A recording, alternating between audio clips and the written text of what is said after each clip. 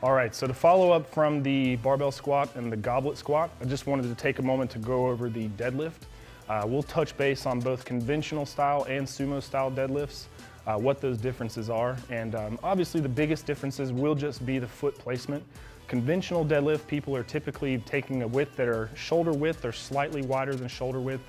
The sumo stance though is gonna be obviously considerably wider, where your hand placement actually now on the bar is inside of your knees because your feet are wide enough that you're gonna be more in an upright position and you're using more of your glutes and your hamstrings to actually push your hips through and use that as the extension for the lift. It's usually safer on the lower back, allows you to keep a more upright position with your lower back. The one thing that I would make sure people understand though is it can be used as a heavy exercise, but I also think it's a good strength builder if you use the right volume and intensity. We're just teaching those muscles how to fire correctly and making sure that we're improving any type of posterior chain imbalances that you might have in your hamstrings specifically, which can be a big factor that leads to lower back injuries. So the first things first, we're gonna take an even stance in front of the bar. When I set up to the bar, I want to make sure that I'm basically cutting my foot in half with the bar when I'm looking over the top of it. That just makes sure that we're in an even stance with the bar close to our bodies, because the further away from it we are, the harder it is going to be to pull it up, and it's actually going to put us in a better position to hurt ourselves if we're not careful.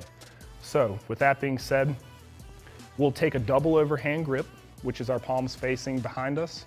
And once we get down with our grip, take a big breath in, and just like in TK's videos, we're gonna retract our shoulder blades, and we're gonna make sure that we straighten up our back, and we're gonna take in a big breath, and we're gonna tighten up our core.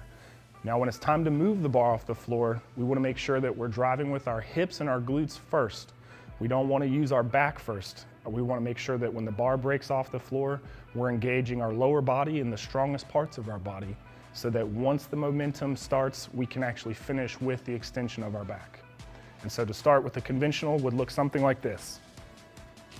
You wanna get an even grip, make sure the bar is close to our body, big breath in, retract your shoulder blades to get into the position, break it off the floor, and then extend.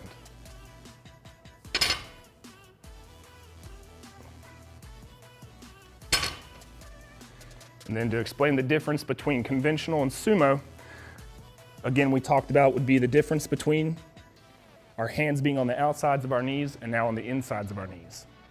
So we would get a similar setup in terms of being close to the bar, the same double overhand stance, or grip, I should say.